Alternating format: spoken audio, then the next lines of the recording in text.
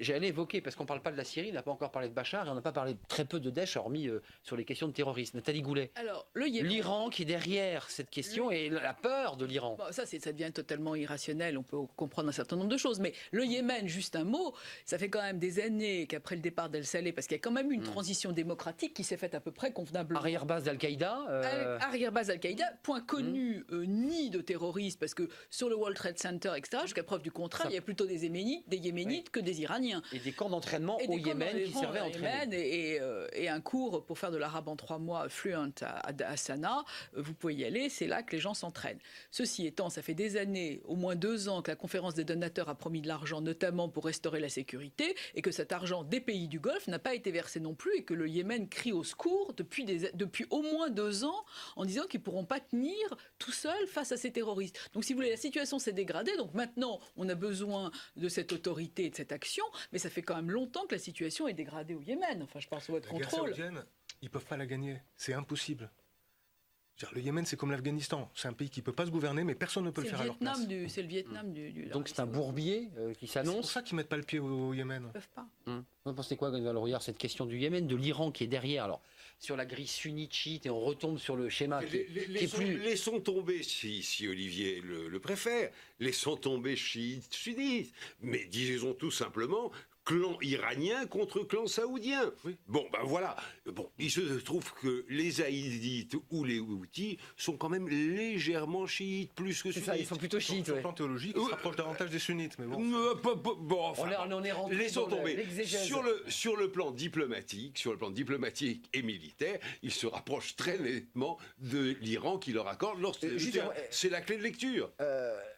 Gonzalo Rouillard, juste un petit mot comme sur François Hollande, parce qu'on a évoqué, on est très vite parti sur le Yémen et sur ce duel Iran-Arabie Saoudite. Je voudrais qu'on parle de Daesh avant de nous quitter, parce qu'il y a quand même cet enjeu très fort avec Bachar el-Assad. Mais l'image de François Hollande, elle est derrière moi. Enfin, c'est historique, on peut utiliser ce mot tout de même. Juste un mot sur le Yémen, je pense que c'est avant tout une question intérieure à l'Arabie Saoudite. Je pense que le roi Salman a souhaité montrer à sa population, dans sa diversité, y compris les chiites, l'Arabie Saoudite, sa volonté très ferme de tenir son pays, de ne plus être dans une forme de tranquillité régionale, mais d'affirmer la place de l'Arabie Saoudite par rapport à sa population et aussi par rapport à la Ligue arabe et ses partenaires. Je passe là-dessus. La venue de François Hollande à Riyad aujourd'hui, me semble-t-il, marque une nouvelle étape de la relation entre la France et l'Arabie Saoudite. On l'a évoqué sur l'aspect sécuritaire et militaire. Vous l'avez évoqué rapidement aussi les uns les autres sur l'aspect civil. C'est la constance de la politique de François Hollande depuis 3 ans, puisqu'on va fêter, si je puis dire, les 3 ans, même si le contexte est bien compliqué, je le reconnais volontiers. Mais qu'on soit d'accord ou qu'on soit contre, libre à chacun de juger, mais c'est au moins la constance et la cohérence de sa politique, et en particulier par rapport à l'Arabie Saoudite. Nathalie Goulet. Oui, juste un mot. Cette présence est tellement forte que demain, John Kerry arrive à Riyad. Donc il faut quand même considérer, et tout ça dans la préparation... Mais ils se voient le 13 et 14, je crois qu'il y a une délégation saoudienne qui part aux États-unis. Non. C'est ça, voilà, exactement. Tous les dirigeants mêmes. sont reçus le 13 et 14 à Camp David. Absolument, à la maison. À Camp David. Et tous les... C'est-à-dire ceux que François Hollande a rencontrés aujourd'hui sont le 13 et le 14, parce que Obama veut absolument obtenir leur agrément sur le deal iranien et leur donner toute garantie de sécurité. C'est-à-dire qu'ils auront un dôme de fer à l'israélienne, puisque de toute façon, maintenant, c'est les Israéliens qui s'occupent de la sécurité de la Mecque. Ça va plus loin que ça. Olivier Dallage. Le but de ce sommet, c'est de préparer la rencontre avec Obama.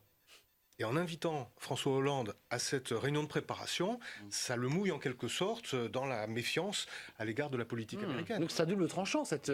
Il y a un autre objectif, si je puis me tapis permettre. rouge.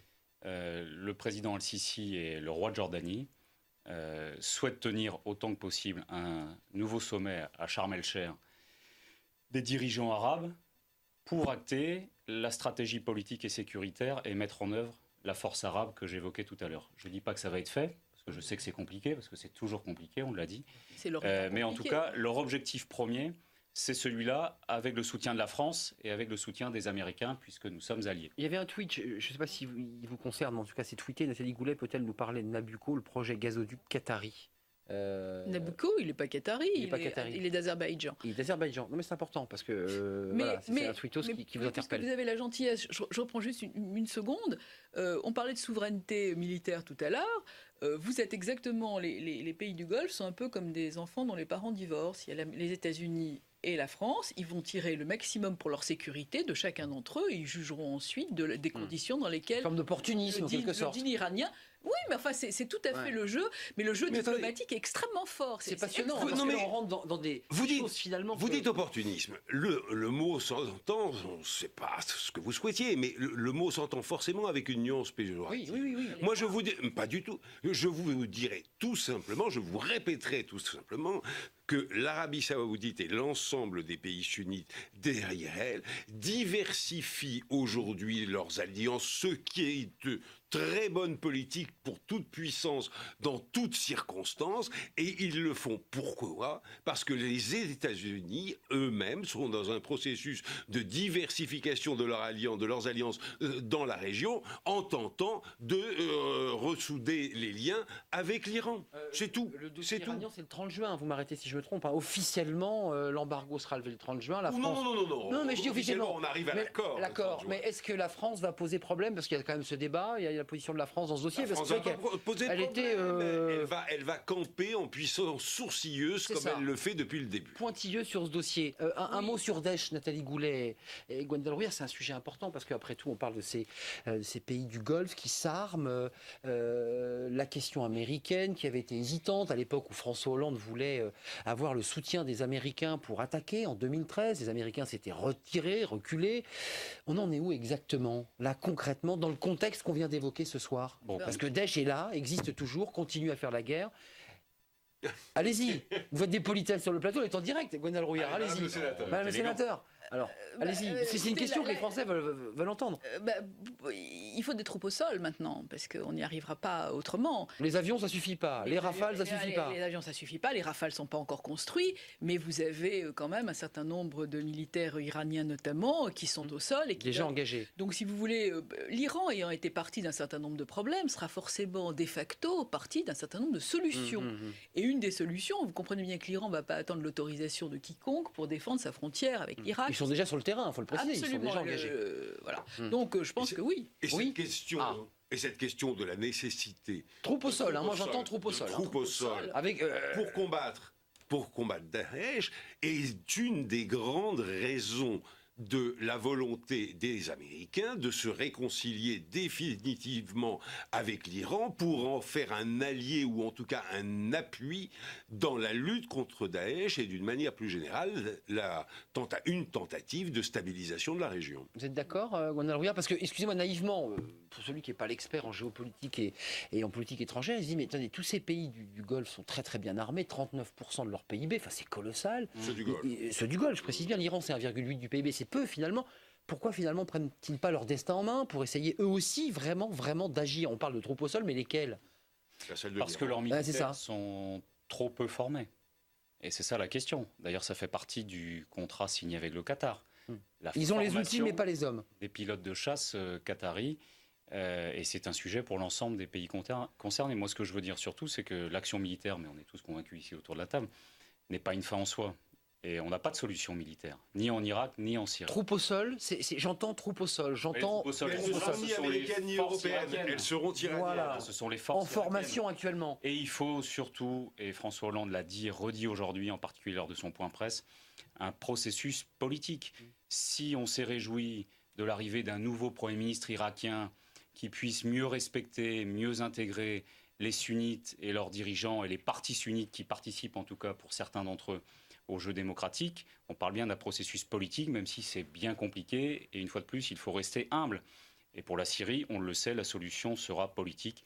Même si la question reste complexe, on se reverra pour en parler. J'entends bien ce que vous dites, Gwendal Rouillard. Elle ne sera pas donc militaire et on sera dans un processus politique avec quoi l'action militaire. Un renversement de Bachar, trouver son remplaçant. Façonner un rapport de force pour permettre, le moment venu, quand j'en sais rien, mais le moment venu de construire une solution politique, on le sait bien. En tout cas avec le parrainage des États sunnites. Et de ce point de vue-là, de manière dialectique, je pense que l'opposition à l'État islamique viendra des populations sunnites elles-mêmes.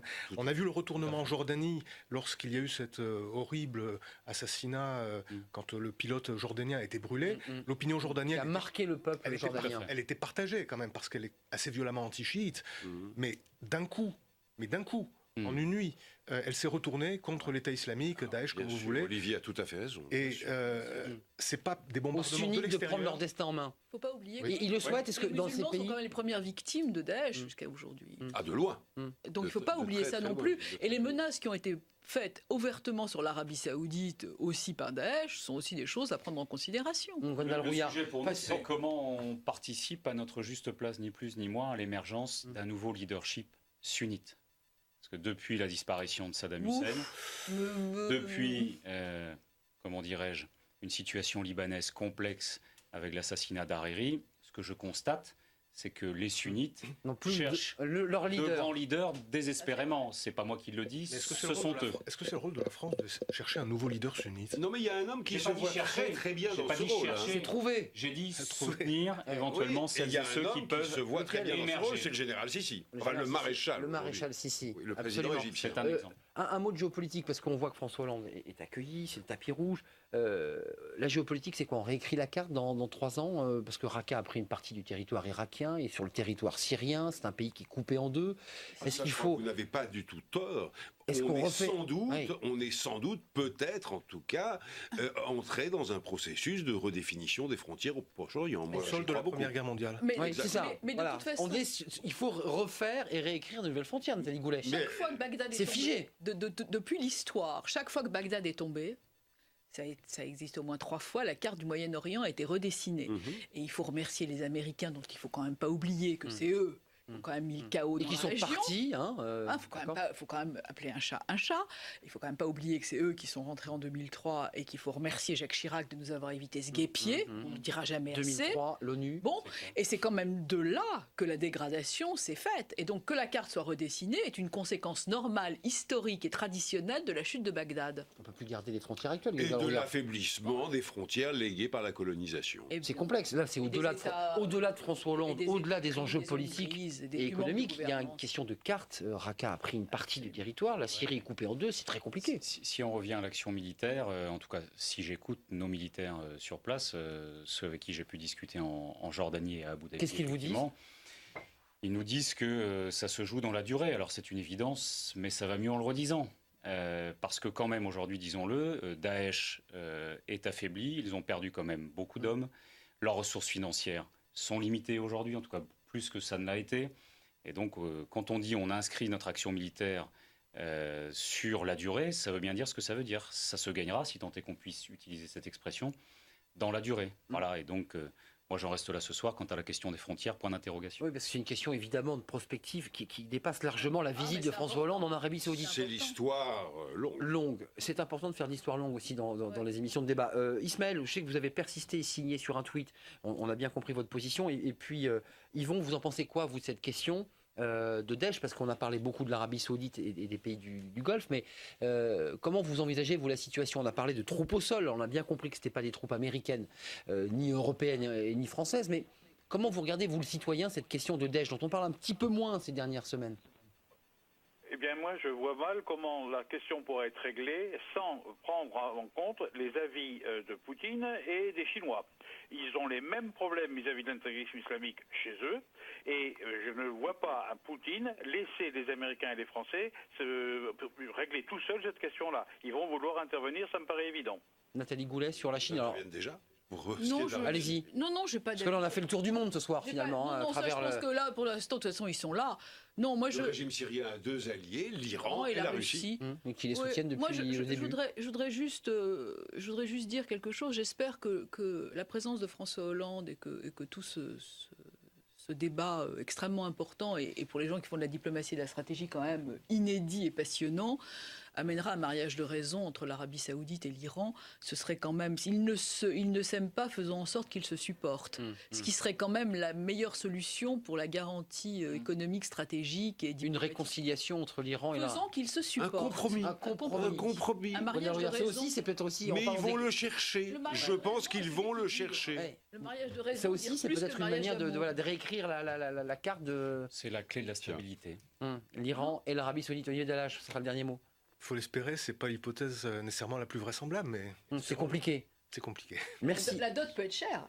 Merci à vous quatre de nous avoir éclairé. Les nouveaux maîtres du jeu, c'est votre livre, enfin coécrit avec plusieurs autres spécialistes, dont Renaud Lecadre. Merci d'être venu, Olivier Dallage. Merci à Bernard Guetta. Merci à Gwendal Rouillard, députée socialiste du Morbihan, spécialiste des questions de défense, secrétaire de la commission des défenses à l'Assemblée. Merci à Nathalie Goulet. Vous êtes sénatrice de l'Ordre, mais la présidente du groupe d'amitié des pays du Golfe, c'est important parce que voilà, ça, vieille histoire. Merci à vous quatre. Demain, mais justement, on l'évoquait, François Hollande est à Riyad et puis il rentre parce que demain, il est au Conseil économique et social pour fêter ses 3 ans avec des jeunes, un des piliers de sa campagne en 2012. On parlera évidemment de ces 3 ans, puis on verra si François Hollande rêve déjà de 2017. On en parlera avec nos invités et avec vous. Merci, bonne soirée et à demain. Merci à vous quatre.